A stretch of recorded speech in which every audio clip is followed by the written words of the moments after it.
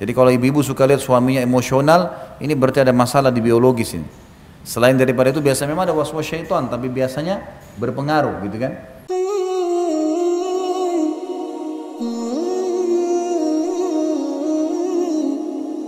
Baru melahirkan, tentu ibu-ibu dan bapak tahu, anak bayi kadang-kadang nangis malam, kadang-kadang ini mesti dibersihin kotorannya, ada sabar di situ, gitu kan. Kadang-kadang ada saatnya seorang istri jenuh di rumah, suaminya sabar, jenuh, berhari-hari dengan aktivitas yang sama, masak, cuci, bersihin rumah, masak, cuci, bersihin rumah. Ada waktu dia butuh bersama-sama. Saya kadang-kadang kalau pulang ke rumah, saya capek nih, dari pagi saya keluar sampai malam. Yang paling pertama saya lakukan, bapak-bapak mungkin bisa ambil pelajaran seperti itu.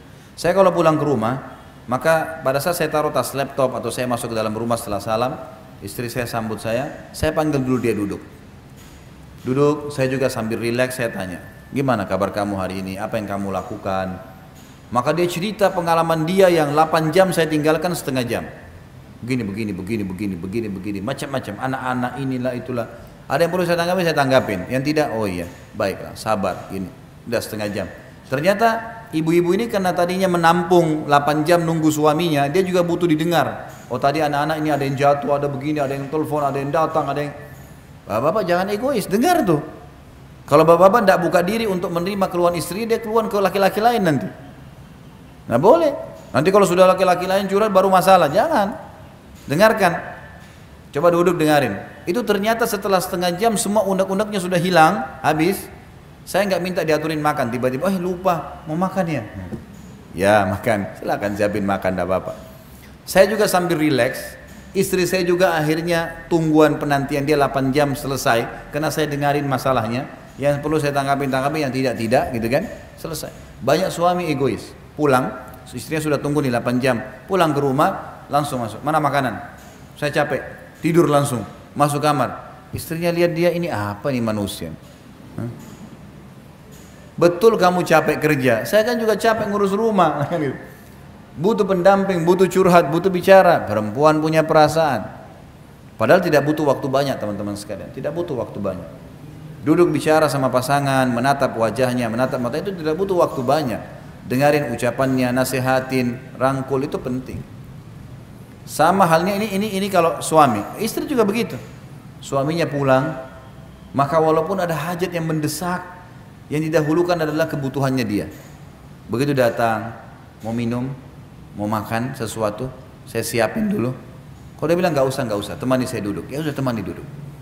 Selesai, mungkin suaminya ini mau cerita. Tadi di jalan hujan, tadi begini, tadi macet, dengarin aja.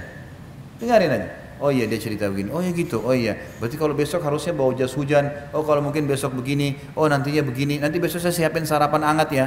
Dan. Sudah selesai setengah jam. Kemudian sudah lihat nih suami ada lega, dia sudah sampaikan masalahnya. Karena subhanallah menceritakan sesuatu itu penting ya.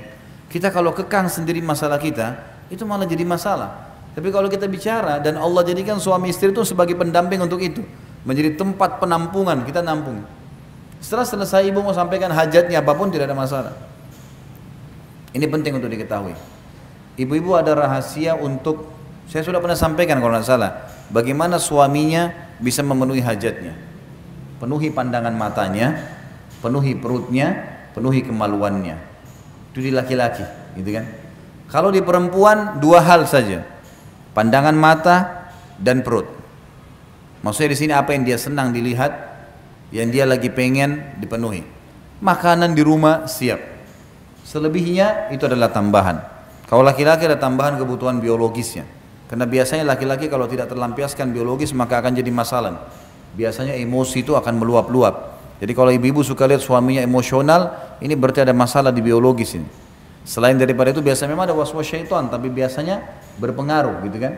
Di buku Mahkota Pengantin yang pernah saya bawain itu ada penjelasan masalah bagaimana pengaruh sperma yang komposisinya dari api dan udara itu membawa kepada emosi kalau tidak terlampiaskan.